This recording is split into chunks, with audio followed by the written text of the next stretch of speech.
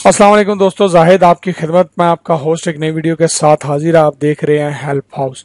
दोस्तों आज की वीडियो में कुछ थोड़ी सी डिटेल बड़ी क्रिटिकल सी है। इसमें मैं क्योंकि ये मेरे पास बड़ी कंप्लेंट्स आई हैं, बड़ा केस आए हैं, ये जो मैं आपको बताने जा रहा हूँ कि अगर आपका हरूब है, एजेंट आपको खरूज भेज रहा है, ठीक है, और आपने रिक्वेस्ट भी डाली हुई है, तलब भी आपने पहले डाली हुई है, वो एक्सेप्ट नहीं हुई हरूब की वजह से, या कंपनी एक्सेप्ट नहीं कर रही, वो अंडर प्रोसेस है, 3 महीने नहीं हुए, उससे कैंसिल नहीं हुई है, और आप खरूज जाना चाह रहे हैं, या फिर आपका हरूब नहीं है, आप वैसे खरूज जाना चाह रहे हैं, तो खरूज में आपका हरूब लगेगा या नहीं लगेगा, इसके बारे में थोड़ी बहुत जो है इंशाल्लाह हम डिस्कस करेंगे और आपको इसमें तफसील बताऊंगा मैं। वीडियो की तरफ बढ़ने से पहले चैनल को जरूर सब्सक्राइब करिए ताकि आपको इस तरह की नई लेटेस्ट नई इन्फॉर्मेशन मिलती रहें। पुरानी बहुत ज़्यादा इन्फॉर्मेशन आपको इस चैनल से मिलेंगी। हर चीज़ के बारे में मैंने वीडियो बनाई है जिससे कुछ ना कुछ थोड़ी बहुत डिटेल आपको मिलती है। दोस्तों मान लीजिए आपका हरूब है और आपने एजेंट को केस दिया हुआ है, उधर से तलब ही आपने डाली हुई है, तो आप जा रहे हैं, तो उसका क्या होगा? देखें, ये सिंपल सी चीज़ है। अगर आप खरूज जा रहे हैं, एजेंट आपको भेज रहा है, तलब डाली है, तो उधर की उधर रहेगी, आप खरूज चुप करके चले जाएंगे, हरूब आपका उधर ही रहेगा, बाद में 3 साल के लिए आप बैन होंगे, ठीक है।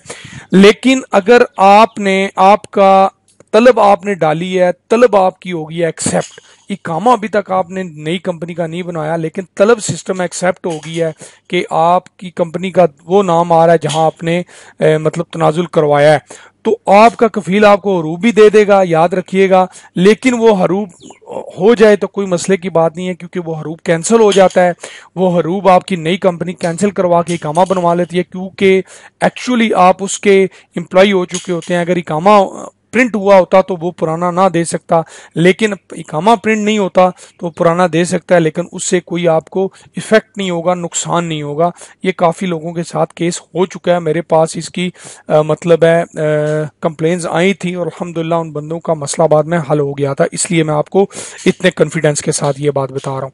उसके बाद दोस्तों अगर आप हरूब में हैं, ठीक है, आपका हरूब लगा हुआ है, सॉरी, अगर आपका खरूज लगा हुआ है, तो आपकी आज फ्लाइट है, कल है, परसों है, यानी 2 महीने के अंदर आपने जाना है, तो आपका जो कफील होगा वो आपको, याद रखिएगा, हरूब दे सकता है।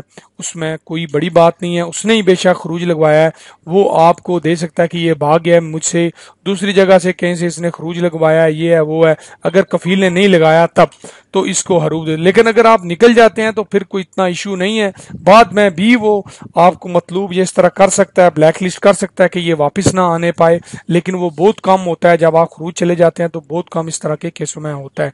तो ये थोड़ी सी शॉर्ट सी इन्फॉर्मेशन थी जिसके बारे में आपको बताना मुनासिब समझा। उम्मीद करता हूँ वीडियो आपको पसंद आई होगी। चैनल को लाइक सब्सक्राइब जरूर करिए, वीडियो दोस्तों तक जरूर पहुंचाइए, अपने साथियों का ख्याल रखिएगा। अल्लाह हाफिज।